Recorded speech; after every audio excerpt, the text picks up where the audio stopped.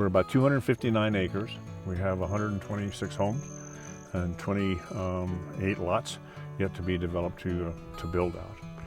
I think it's important to note that the investment in homes is about $80 to $90 million. When we started the fire mitigation program, we had essentially zero budget, but a combination of assessments and grants. We spent over $250,000 in the last 13 years as part of the overall forest management program. The biggest thing was to create a CWPP. Again, we said, what's a CWPP? We really didn't understand what CWPP was. But again, the State Forest Service started making that a criteria for grants and ongoing programs. And so Joe Walsh primarily led the charge in terms of getting the State Forest Service here. We sat down with them. What is the CWPP? What's required of this Community Wildfire Protection Plan?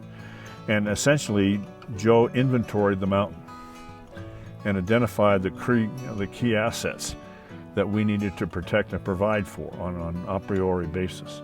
And then we put that together, signed it, and sent it in. We didn't hear anything for a while, and all of a sudden, we're told that we needed an area-wide CWPP. So now it's the WPOA and the Colorado State Forest Service getting Thunder Mountain and some of the other communities, the Y, the Forest Service, the Park Service, to sit down and write a regional, that may be too big, an area-wide CWPP. Tony explained it and said, have at it and do it. And our first question was, can we please have a copy of somebody else's? He says, no, because there are none. That we were probably the third community in Colorado that was going to be applying for FireWise recognition. But he helped us through the steps. We walked the mountain numerous times, explaining things. We sent him a couple proposals and we fine-tuned it. And once we had the CWPP together, he said, submit this to FireWise.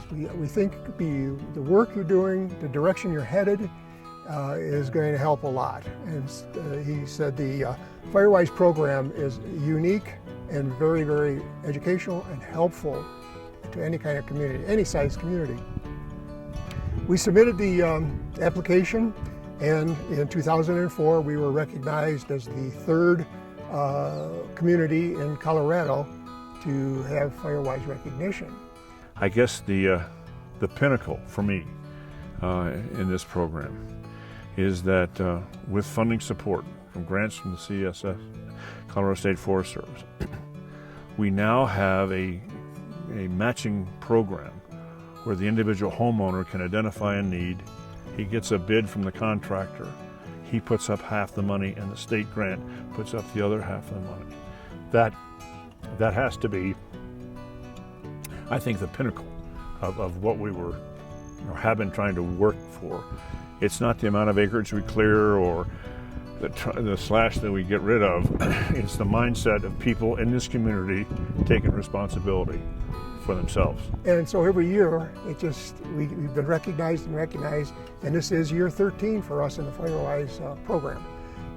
The good thing about it is they keep us informed through emails, through mailings, through seminars.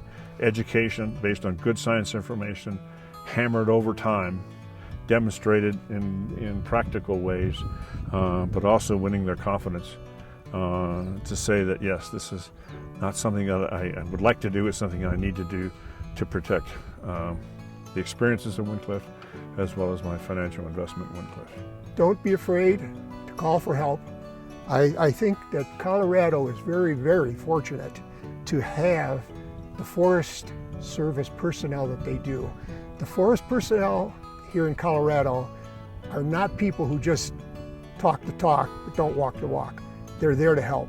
They not only will help with educational information, but they're there to help with monetary information.